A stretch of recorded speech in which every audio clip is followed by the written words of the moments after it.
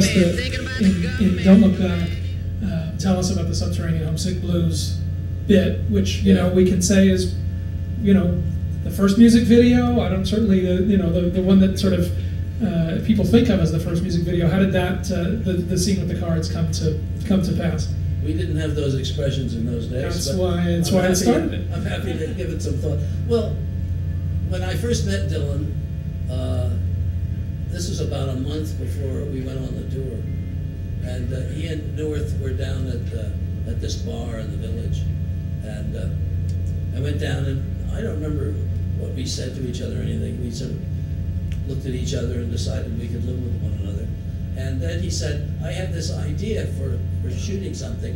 Do you think this is a good idea? And he said, I'll write the words, or some words to go with a song, and then I'll have the cards, he's going to describe what he did. And I said, that's a fantastic idea.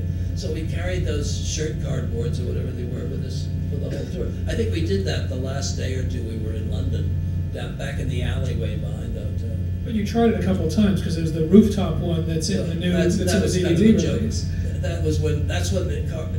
That's how the cards disappeared, because it was blowing and they sort of went sailing out over the city of London. But we did one more. We tried, the first one we tried was in the garden in back of the hotel, and a cop came up behind me and was shaking me to tell me I couldn't do this. And I was resisting and telling everybody to go on. And so then we went into the alleyway to escape the police, and just did one take. And I didn't think it through I knew Alan was there because he was an old friend, and Neuwirth, and I didn't pay attention to whether they were properly framed or not. It got very little what we call directorial input.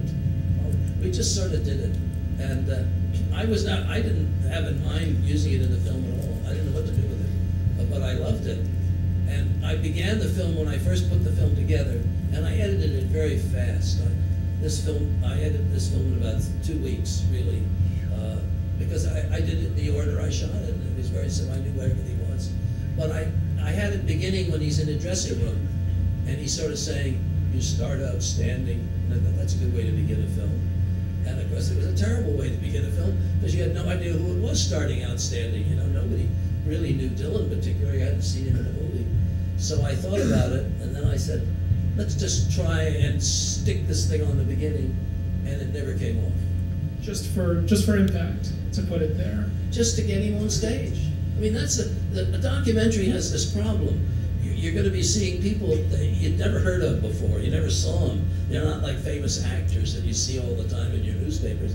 They're complete unknowns. And you're going to see them, and then they're going to disappear for a while, and then you're going to see them again, and you forget who they are. And television, which trains us all very badly by putting their names underneath, that's terrible. You shouldn't listen. You should have a way of blocking that off.